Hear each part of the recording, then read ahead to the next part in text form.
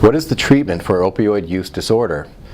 The best way that's been proven now, this is evidence-based medicine, is to start them on a bridging medication called Suboxone or methadone. Methadone is well known in the past.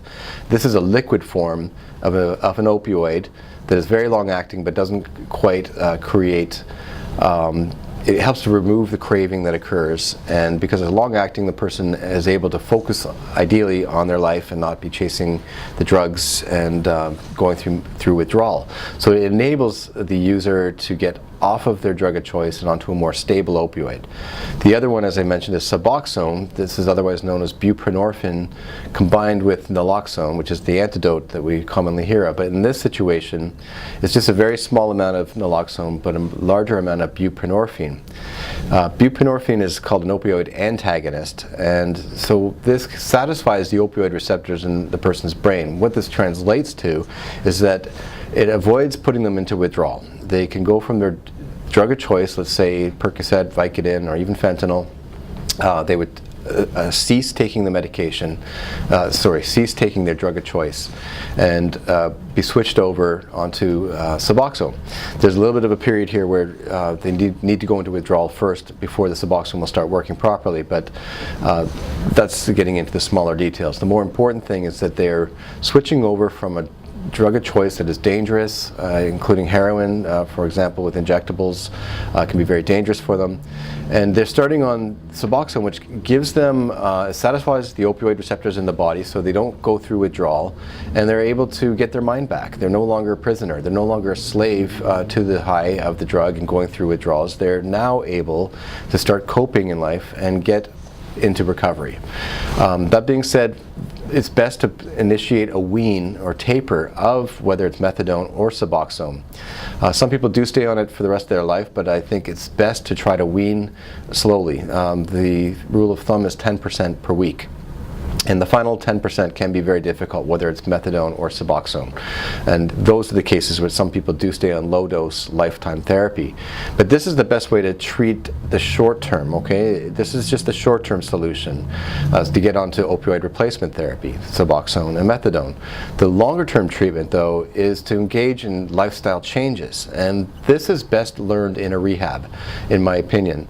Rehab's not for everybody, but it's certainly worth a shot for somebody who's never been before. The idea is that it gets them out of their normal life routine and they can abstain from taking their drug of choice, start on the opioid replacement therapy, and now their mind is open and start learning the behavioral changes needed to have to enhance the chances of a positive, enduring, lifelong recovery. So these are the things that are learned in recovery, in rehabs. 12-step programs can be helpful as well. There's other types of peer help groups out there.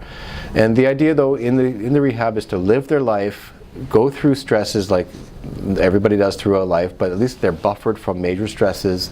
They're not brought into situations where they can use again. Ideally, the rehab would be drug-free. That's the idea. And to go through this as a stable way of living their life and being able to manage with stress and coping through life stresses without relying on the crutch, which is their drug of choice. That's the best benefit of rehab, is to learn new coping mechanisms. And it is said that 85% of recovery is really learning the behavioral changes, like I just said in rehabs, and the other 15% is abstaining. Finally, it's some people are not cut out for rehab, or they're just totally against the idea of going. And in this situation, they could just continue on opioid replacement therapy indefinitely. The other options for them, though, is to do outpatient rehab, so they're going in the daytime and going home at night. That's certainly a possibility. And there's nothing wrong with engaging in a 12-step program on their own. But to increase the chances of an enduring recovery, I would highly suggest that they do get involved with some sort of rehab facility in some way, shape, or form. So to summarize, the treatment for opioid use disorder is complicated, yet is simple.